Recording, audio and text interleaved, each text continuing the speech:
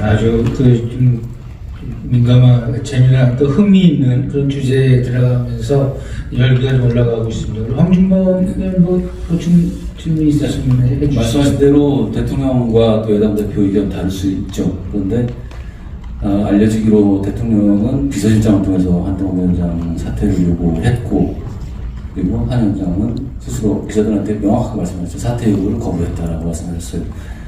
당무개입 아닙니까? 대통령이 그렇게 일도한간으로 말씀드릴 문제는 아니고요. 제가 그동안 상황을 보셨으니까 지금 이후가 중요하다고 생각합니다. 저는 지금의 소통이 충분히 잘 되고 있고 할 일을 더 잘할 수 있는 이런 그 분위기가 되지 않았나 생각합니다.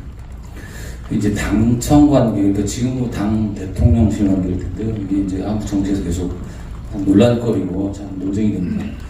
평소에 생각해 보시는데 당과 대통령실의 관계는 이상적인 게 어떤 모습입니까? 먼저 이 말씀을 드리겠습니다. 국민의힘은 소수당이잖아요. 그러니까 대통령을 대신 대통령을 보유한 집권 여당이죠. 여당과 대통령이 상호 협력을 할 때 국민을 위한 정치를 할 수 있고 시너지를 낼 수 있다고 생각합니다. 그 부분이 대단히 중요한 것이죠. 그렇지만 제가 누누이 얘기하지만 저는 일종의 어떤 외면적으로 보면 수평이냐 아니면 수직이냐, 저는 이런 표현에는 좀 동의하지는 않는데요. 굉장히 중요한 공적 영역에서 일을 하는 사람들은 각자 헌법과 법률의 범위 내에서 선의를 가지고 일하면 되는 거라고 생각합니다. 저는 지금뿐만 아니라 과거 한 수십 년간 제가 공직에 있으면서도 저는 그 원칙을 지켜왔다고 생각합니다. 그러니까 제가 조금 다른 얘기일지 모르지만 저를 굉장히 비판하고 싫어하는 사람들도 제가 공직에 있을 때 가혹했다라고 비판할지 몰라도 제가 공정하지 않았다거나 누구 편을 들었다든가 누구 소위 말하면 백을 들어줬다 이런 얘기는 아마 하는 분을 못 봤습니다. 저는 왜 그러냐면 저는 그런 적이 정말 단 한 번도 없기 때문입니다. 저는 공적 일을 수행하는 사람의 마인드는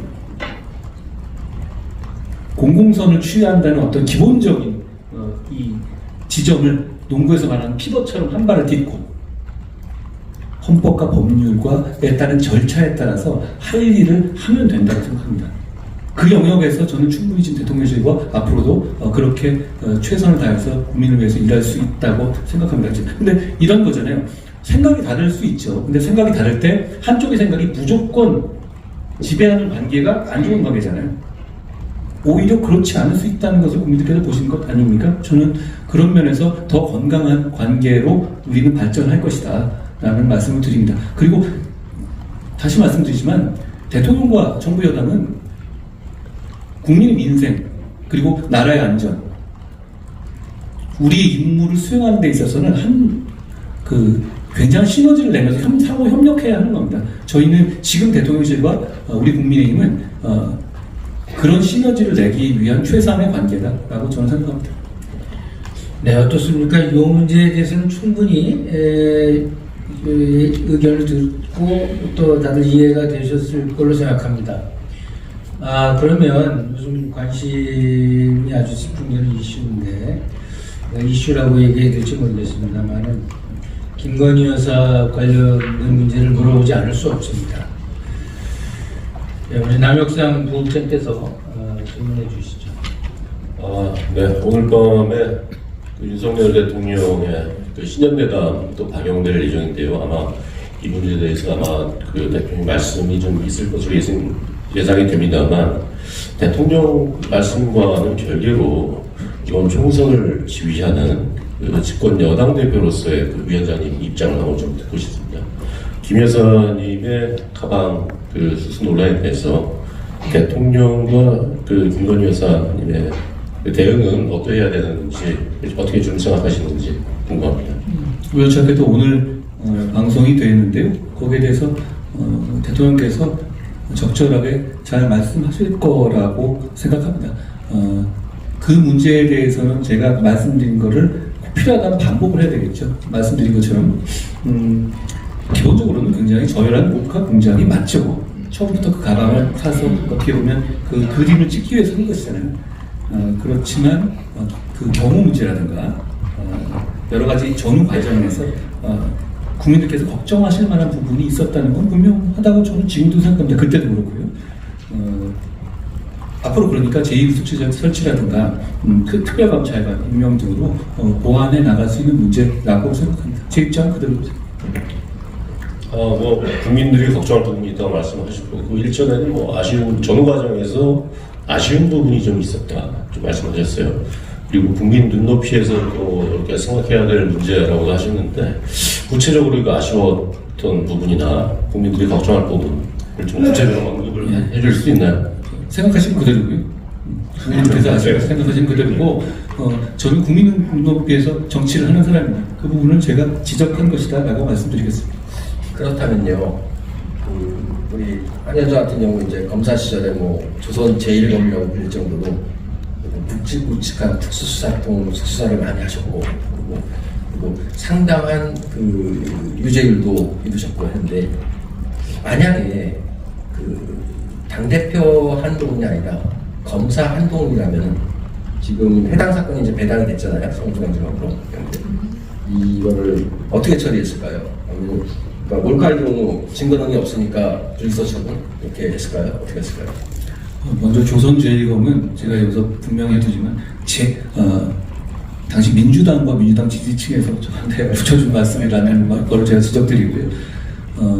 그런데 이 사법적 영역에서 그렇게 가정을 하는 거는 괜한 오해가 있을 수 있는 거라는 말씀을 드립니다. 저는 그래서 그동안에 어떤 사건에 대해서 말씀하시는 부장님 말씀하신 그런 질문을 여러 번 받았는데 똑같이 답했습니다. 그거를 제가 어떤 가정에서 얘기한다면 왜냐하면 사안이라는 거는 세상의 모든 사안은 다 다릅니다. 그러니까 그 사안을 다 모든 상황에서 제가 일도한다면 어떻게 말하는 것이 그 괜한 오해를 불러일으킬 수 있는 문제라고 생각합니다. 다만 이 사안의 본질 자체는 뭐가 문제인 게 맞아요. 그렇지만 그 과정에서 보이는 어떤 국민 눈높이에서의 어떤 불안함이라든가 걱정할 점이 있었던 점도 분명하죠. 그 부분에 대해서 앞으로 그런 일이 일어나지 않도록 해야 한다고 생각합니다.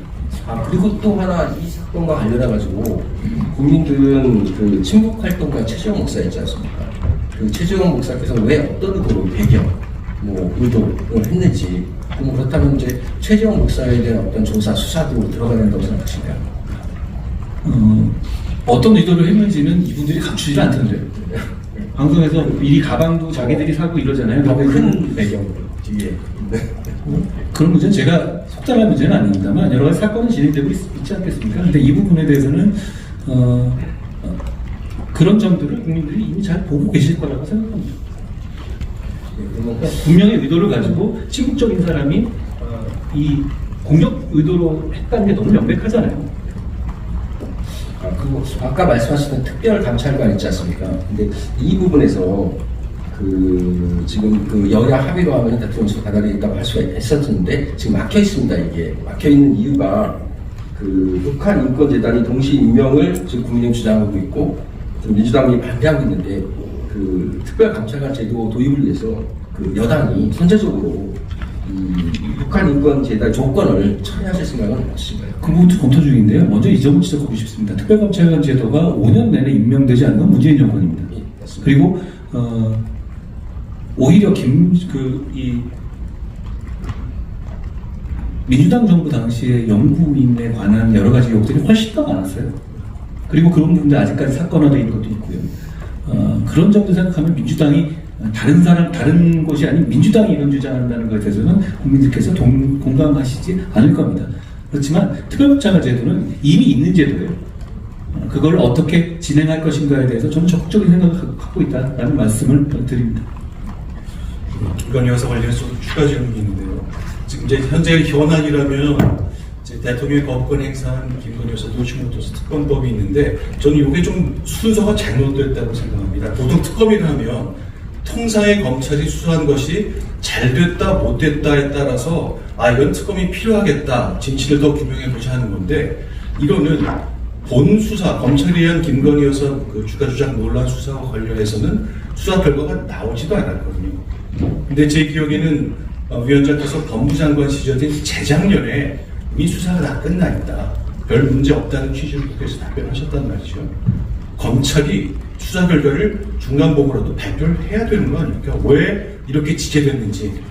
그리고 지체되던 마지막 순간은 작년 말인데 당시로서는 위원장께서 이제 법무장관이셨는데 왜 지체됐는지가 궁금하고 보고다 받았던 내용과 관련해서는 특검이 필요한 사안이 없었던 것인지 그 생각을 좀 듣고 싶습니다. 먼저 공직에서 있었던 사안은 공직이 끝난 정치에 나서서 제가 이렇게 풀어내는 것은 저는 그렇게 좋아 보이지는 않아 보입니다. 그리고 게다가 여러 가지 오해가 있을 수 있습니다. 그 점에 대해서는 제가 언급을 안 하겠습니다만 이 특검이라는 제도를 지금 이 특검, 쌍특검의 문제는 그냥 총선용이 명백해요. 그리고 이 자체가 왜 그걸 볼 수밖에 없냐면 이걸 제2요구하는 것 자체에서 이 머리 굴리는 걸 보세요. 어떻게 하는 것이 표에 득표에 될 것인 득표에 도움이 되는지를 기준으로만 움직이고 있지 않습니까? 저는 그런 문제를 감안하면 이 특검은 명백한 총선용 악법이 명백합니다. 이 특검을 거부하는 건 너무 당연한 것이고요. 그 사람들은 또 이미 1심에서 나온 결과를 봐도 이게 혐의가 인정되기 어렵다는 점은 충분히 엿볼 수 있는 내용들이기 때문에 그 점에서는 제가 더 언급하지는 않겠습니다. 그러니까 제가 여러 가지 보고받고 한 내용이 있지만 그것을 제가 법무장관을 그만둔 이후에 제가 말씀드리는 것은 그거는 제가 도리가 아닌 것 같습니다. 그 관련해서 제가 드렸던 질문의 일부이기도 합니다만 그러면 뭐 내용은 차치하고 검찰은 중간 발표건 무엇이건 이 정도 했으면 아주 단순한 사건이라고 하는데 발표를 이왕 했어야 되는 것 아닌가. 그런 식의 지적은 있을 수 있다고 생각합니다. 그러면 그것에 대해서는 역시 마찬가지로 제가 검찰 내에서는 제가 검찰의 입장을 제가 대변하거나 대신 설명할 수 있는 문제는 아니기 때문에 제가 그 점에 대해 설명드리기는 좀 곤란하다고 말씀드리겠습니다. 역시 이제 여러 이슈를 다뤘는데 이번 총선이 정권 심판이냐, 운동권 청산이냐 이런 시각에서 볼 수 있지만 정치사적으로 보면 이른바 87 체제 청산이라는 관점도 적용 가능하리라고 봅니다. 그래서 개헌 문제에 관심이 좀 있을 텐데 개헌 문제는 우리 김용태 국장님 좀 질문해 주시죠. 아시다시피 대통령 5년 단임제 80년 이후 40년 가까이 지속되고 있는데 정치 양극화 극복하기 위해서는 현행 권력 구조 좀 개편해야 된다. 지적 구정이 제기됩니다. 그냥 단도직입적으로 4년 중인 이제 의원내가 어쨌든 개헌에 대해서 어떻게 생각하시나요? 총선은 나쁘고 그 개헌의 문제가 중심으로 떠오르는 것은 저는 이 총선은 국민의 삶을 개선하는 문제에 집중해야 되기 때문에 저는 그거는 적절하지 않다고 생각합니다. 다만 지금 정치권에서 얘기되고 있는 개헌 문제가 권력구조 개편에만 집중되고 있다는 것은 좀 유감스럽습니다. 지금 87 체제 이후에 우리나라의 기본권이라든가 이런 문제에 대해서 여러 가지 바뀔 부분이 많이 있어요. 예를 들어서 이거 87 체제의 문제는 아니지만 국가배상법에 있어서의 군인에 대한 위자료 청구를 제한해버리는 옛날식 정말 우리가 못 살았을 때 국민들에게 희생을 강요하던 시대의 내용들도 많이 들어가 있고 그리고 인구라든가 기후라든가 에너지라든가 지금 세상이 굉장히 많이 변화하고 있는 것에 그를 따라가지 못하는 헌법 조항들도 많이 있기 때문에 전체적으로 통합적으로 이 고려될 문제인데 이 권력구조 개편의 문제에만 집중해서 얘기를 하게 되면 결국 이게 진행되지도 않을 뿐더러 괜한 정치적 특히 이런 총선 국면을 앞에 두고는 정치적 에너지만 쓸데없이 소모하게 될 거라고 저는 개인적으로 생각합니다. 그런 면에서 제가 내각제라든가 중임제라든가 개인적 생각도 있지만 여기서 밝히지는 않겠습니다. 알겠습니다. 그럼 질문들이 좀 많아서 넘어가겠습니다. 그리고 현재 총선과 관련해서 이준석 전 대표 개혁신당 만들었고요. 그다음에 유승민 전 의원은 국회에 계시는 걸로 했습니다. 이준석 대표의 개혁신당 어떻게 평가하시고 또 유승민 전 의원님 이렇게 혹시 기대하고 있는 게 있으신지 역할 같은 거? 여러 신당들이 나오고 있지 않습니까? 신당들에 대한 평가는 제가 할 문제가 아니고 국민들께서 하실 것이다 라는 말씀을 드리고요. 그리고 우리 국민의힘이 굉장히 좋은 분들을 많이 보유하고 있습니다. 우리 국민의힘은 지금 오히려 이 민주당의 경우에는 이재명 대표의 이익과 이해관계, 저는 그렇게 추정합니다만 그걸 기준으로 사람들을 계속 밀어내는 식의 구조조정을 하고 있잖아요. 우리 당은 그 반대로 자유민주주의에 동의하고 이 질서에 동의하는 분이라면 다양한 생각을 가지고 최대한 많은 분들이 들어오셔서 이 당을 더 강하고 유능하게 해주셔야 하는 거라고 생각합니다. 제가 뭐 특정 인물에 대해서 이분이 어떤 역할을 기대한다 이렇게 이 자리에서 말씀드리지는 않겠습니다. 유승민 전 역할 여쭤보시고 그랬죠? 알겠습니다. 그런데 또 하나 저 질문할 건데 김경률 비대위원이 그 총선 불출마를 선언했습니다. 김 의원은 그 불출마 결정에 대해서는 100% 이제 본인의 의사고 외부의 뭐 외압이나 압력은 없었다고 했습니다. 그럼에도 불구하고 그렇다면 앞으로 그 공천 과정에서 일각에서는 대통령실 의사가 좀 반영될 수밖에 없는 거 아니냐 이런 얘기들도 좀 뭐 지적이 나오고 있는데 이 부분에 대해서 좀 어떻게 생각하시는지 궁금하고요.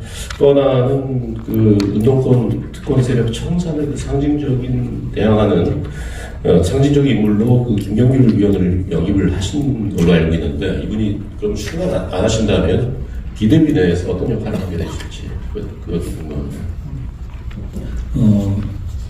뭐 본인의 뜻을 제가 존중하는 것이고요. 김경률 위원은 남의 말 듣는 사람은 아닙니다. 아시다시피.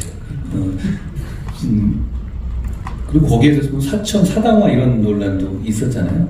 근데 저는 이렇게 묻고 싶어요. 정치 한 번도 안 해본 사람이 한 달도 안 돼서 집권 여당을 사당화할 수 있다면 저는 그분 찾아서 모셔오고 싶어요. 정치의 신앙입니까? 그런 문제는 사실 저는 나올 얘기는 아니라고 보고요. 이런 양지에 갈 수 있는 스타급 인재들이 자진해서 우리 당의 승리와 바람을 일으키기 위해서 험지로 자진해 나간다면 저는 업어줄 겁니다. 앞으로도 계속 그렇게 할 것이고 그게 당대표로서의 임무라고 생각합니다. 물론 그 과정에서 불편해하시는 분들의 생각도 합리적이지 않다는 건 아닙니다. 그 점도 우리의 승리를 위해서 제가 감수할 것이라는 말씀을 드리는 거고요. 공천은 룰대로 할 것이고 이기는 공천은 할 겁니다. 여러분 입장 바꿔서 생각해 보십시오. 저도 안 나가잖아요. 저는 여기 아는 사람도 없습니다. 그리고 저만큼 이기고 싶은 사람도 없습니다. 이기기 위해서 국민이 공천을 보고 집중해 이 공천을 어떻게 하는지 집중해서 보고 계실 거라는 걸 제가 잘 압니다. 국민들께 설득력 있는 공천을 할 것이고 오직 저는 그 목표밖에 없습니다. 정청래 다음 상대는 누구냐라고 지금 이러고 있는데 혹시 그쪽 지역구에 염두에 두신 사람이 있나요? 그건 참 많이 재밌게 하시더라고요. 계속 그렇게 말씀하시면 될 것 같습니다. 중요한 건 우리는 이제 그렇게 해서 그런 우리가 그동안 전통적으로 우리가 패배의식에 있었던 그런 부분에 대해서 그런 지역에 대해서 파이팅 있게 싸울 것이고 그런 식의 시도를 계속 할 것이라고 말씀드립니다. 우리는 예를 들어서 이런 거거든요. 제가 전에 광주에 갔을 때 광주에서 정말 한석을 지역구에서 얻고 싶다고 말씀드렸어요. 왜냐하면 우리는 전국정당이거든요. 우리 비대위 위원에서 의사로 박은식이라는 분이 계신데 그분이 자진해서 광주 출마를 어려운 걸 알면서도 갔습니다. 저는 그렇게 생각합니다. 우리는 포기하는 곳이 없어요. 그리고 어떤 정당이 어느 지역을 포기해서도 안 된다고 생각합니다. 전국 정당이면. 우리는 호남 포기를 포기할 겁니다. 오히려. 그리고 수도권의 약세 지역에 대한 포기를 포기할 겁니다. 그런 차원에서 전 지역에서 정말 진정성을 가지고 한 지역과 한 지역마다 최선을 다하게 되면 국민들께서 우리의 노력을 가상하게 봐주실 거라고 생각합니다. 저희는 국민들 모두에게 정말 잘 보이고 싶습니다. 혹시 꼭 이기고 싶은 어떤 지역구가 있습니까? 저는 다 그렇습니다. 지금 저희가 많이 졌잖아요. 그러면 저는 우리 좋은 분들이 모든 지역에서 정말 최선을 다해 주셨으면 좋겠다는 생각을 합니다. 그리고 많은 분들이 참 우리 좋은 인재들이 더 오셨으면 좋겠고요. 예. 엊그저께 이재명 대표 비례대표제 관련해서 발표도 있었는데 긴급 기자회견도 있었는데 이 문제 우리 이재규 부장님 마저 질문 한번 해주시죠. 예. 선거제죠. 어제가 이재명 대표가 준연동제 비례주의 유지, 통합형 비례저당 제안을 했고, 당에서 만장일치 당론 의지했습니다. 국민의힘은 이제 의회 독재 유지 거부 속내라고 비판했는데, 결국 국민의힘도 국민미래당 위성정당을 창당할 예정입니다. 근데 이게 어떻게 보면은 잘못된 제도라고 비판하면서 거기에 따라간다는 것은 이율배반적인 행위라고 생각이 들고요. 그리고 우리가 흔히 얘기하는 대승적 결단 이런 측면에서 국민의힘은 혹시 위성정당 창당 방침을 철회할 생각은 없으신가요? 첫째로 만장일치가 나왔잖아요. 만장일치를 할 걸 왜 지금까지 이렇게 지죽복구했는지 모르겠어요. 만장일치가 나왔다는 것은 전부 다 동의한다는 거잖아요. 그런데 왔다 갔다 거짓말하면서 대표에게 다 위임한다? 이걸 왜 한 거죠? 저는 이게 민주당의 문제라고 생각하고 이게 우리가 이번 선거에서 민주당을 심판해야 될 큰 이유 중 하나라고 생각합니다. 무슨 얘기냐면 제가 법무장관 하면서 민주당의 많은 분들하고 뻔뻔히 부딪혔죠. 근데 저는 별로 부담되지 않았어요. 왜냐하면 이분들이 숫자는 굉장히 많지만 다 똑같은 소리 하거든요. 똑같은 방침에 똑같은 방향의 모직을 준비해 똑같이 얘기한단 말입니다. 그래서 저는 법무부 장관으로 하면서 여러 의원님들하고 논쟁을 할 때 그냥 한 명하고 싸우는 것 같았어요. 이런 식의 다수당으로서 국민의 민의를 반영하는 겁니까? 예전에 보면 뭐 소수파도 있고 그랬잖아요. 저는 안 그렇잖아요. 그러니까 이게 만장일치라는 게 얼마나 코미디인지 그 자체가 보여준다고 생각합니다. 이걸 만장일치 할 거면 지금까지 왜 이런 거예요? 그러니까 이 민주당에서 당에서 얼마나 정치공학과 자기들의 당리당략만이 모든 것의 결정의 이 원칙이라는 점을 이 만장일치 결과라는 것을 제가 보여준다고 생각합니다.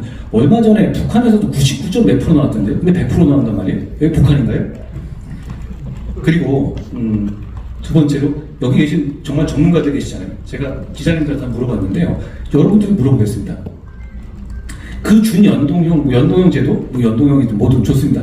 자, 그 산식 아시는 분 계십니까? 계세요? 계시면 설명해 주세요. 아시면. 제가 듣고 설명해 드리겠습니다. 그 비례대표를 어떤 방식으로 선출한다는 지금 민주당이 지금 하겠다는 그 계산식 아시는 분 계세요? 여기 정치부 기자님들도 계시고 다 원로들이시고 우리 다 정말 대한민국의 0.01% 정치 고관여층이에요. 아십니까? 제가 몰라서 물어보는 거예요. 민주당 의원 180명, 160명 제가 그 앞에서 물어보고 싶어요. 다 그냥 랜덤으로 얘기해보라고. 글쎄요. 몇 명이나 얘기할 수 있을까요? 저는 별로 없을 거라고 생각합니다. 그러면 국민은 비례대표로 이를 투표를 하면서 자기 표가 어떤 식으로 선거에 반영되는지를 모르는 거예요. 저도 모르는데요. 둘째, 그러면 그 산식을 제가 써오긴 했어요. 근데 안 읽어드리겠습니다. 봐도 모르겠어요. 자, 그러면 거기 나온 숫자가 꼭 그 숫자대로 그 퍼센트여야 하는 필연적인 논리적인 이유가 있는 거예요? 그거 없습니다. 그런데 왜 그렇게 하죠? 그냥 이건 자기들 욕심과 이해관계 문제예요. 국민은 몰라도 되는 건가요? 국민의 표가 쓰이는데? 이건 선거가 아니에요. 선거의 제도가 복잡해지는 방향이 민주주의입니까? 내 표가 한 표를 찍으면 그 사람의 일씩 올라가는 게 민주주의입니까? 저는 후자가 민주주의라고 생각합니다. 이래서는 안 되는 거예요. 우리 국민의힘의 입장은 이래서는 안 되는 것이고 병립형을 해야 되는 입장에 한 번도 변한 적이 없고 지금도 그렇습니다. 부장님 말씀하신 것처럼 자, 위성정당. 자, 위성정당 저희 준비하고 있습니다. 그러면 이건 플랜 B입니다. 자, 우리는 책임 있는 집권 여당이고 우리의 지지층이 있습니다. 그러면 180석을 가진 당이 야합해서 이런 제도를 만들려고 들어요. 여기에 대해서 그 대비책이 없어야 합니까? 그러면 여기서 우리는 위성정당을 만들지 않고 나머지 180석, 그러니까 최나온, 조국, 윤미향, 김희경 같은 사람들이 모이는 그런 정당이 다 가져가게 둬야 됩니까? 그건 책임 있는 정당의 자세가 아닙니다. 저는 이 부분에 대해서 준비하는 것에 대해서 우리 당직자들에게 있어요. 떳떳하게 준비해라. 당연히 이건 우리가 민주당이 이렇게 이상한 자기들의 정치공학을 선거제도로 반영한다면 우리도 거기에 맞춰줘야 되는 겁니다. 딱 당당하게 준비하고 오히려 여기서 우리가 이 병립형보다 낮은 숫자의 의원이 갖지 않도록 최대한 준비하라고 했습니다. 저는 플랜 B라고 말씀드린 거고요. 또 하나는요. 이겁니다. 지금 어떤 경기를 앞두고 축구로 시합을 할 거냐, 야구로 시합할 거냐를 선수가 마음대로 정하는 거예요. 한 명이. 우리는 소수당입니다. 그러면 우리는 축구하는 줄 알았었는데 갑자기 야구하는 쪽으로 바뀌었어요. 그럼 야구도 준비해야 되는 거예요. 현실 세계에 사는 사람들이. 그럼에도 불구하고 축구인지 야구인지를 지네 맘대로 정하는 걸 강하게 비판해야 되는 것이죠. 그게 저는 정치의 일이라고 생각합니다. 저는 정치 이렇게 하면 안 된다고 생각합니다. 아무도 국민도 이해하지 못하는 선거제도, 정확하게 말하면 자기들도 이해하지 못하는 선거제도를 원래는 병립형 한다고 그랬잖아요. 정청래 이런 아까 말씀하셨는데 무조건 병립형 띄우려고 전당원 투표 한다는 거 아니었어요? 그거 당연히 그 공작이었잖아요. 그 절차인데 갑자기 문재인 대통령 한번 만나고 나서 바뀐다고요? 우리 4월 10일 날을 보고 있는 2만 5천만이 있는 앞에서요?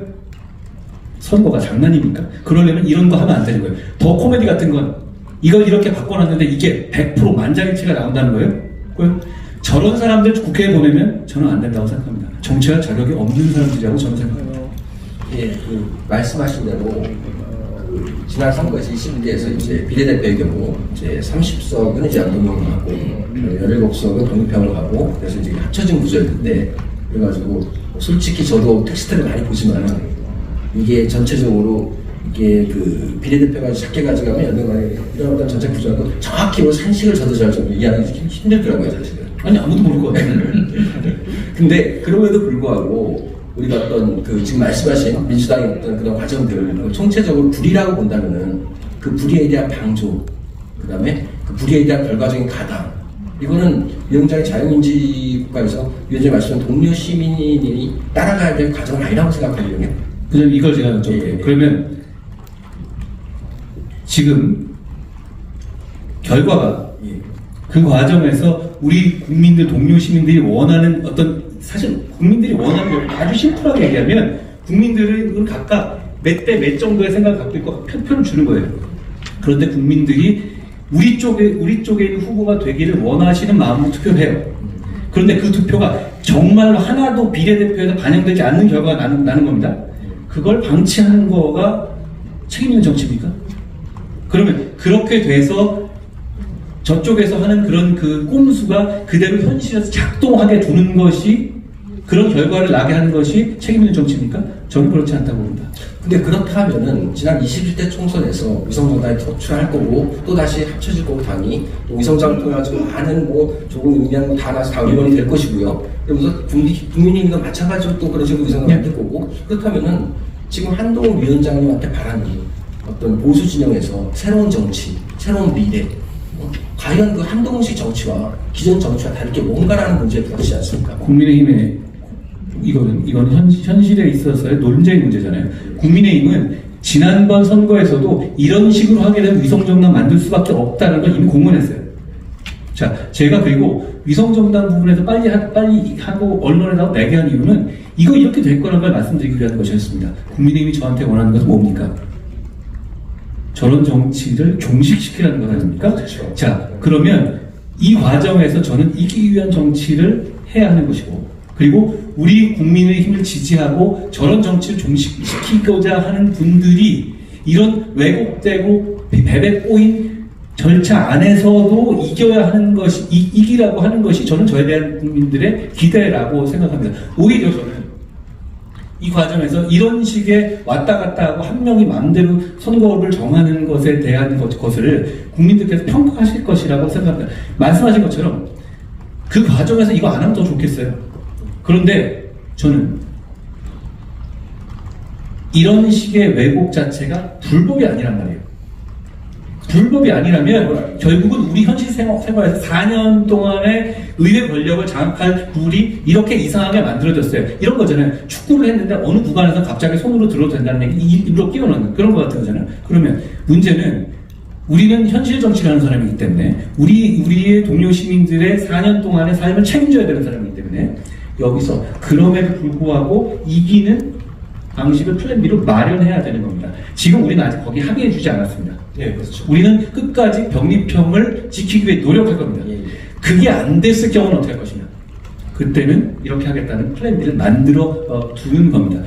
저희는 이 점을 오히려 이 과정을 국민들께서 보시고 민주당을 평가하고 민주당을 심판해 주실 거라고 생각합니다. 도대체 말이 안 돼요. 정말로 이 중에서 저 산식이 어떤 것인지 아는 분을 제가 써왔는데요. 저 아까 제가 숫자에 굉장히 강하거든요. 제가 모르겠어요. 왜 이래야 되는 겁니까? 저는 이해가 가지 않습니다.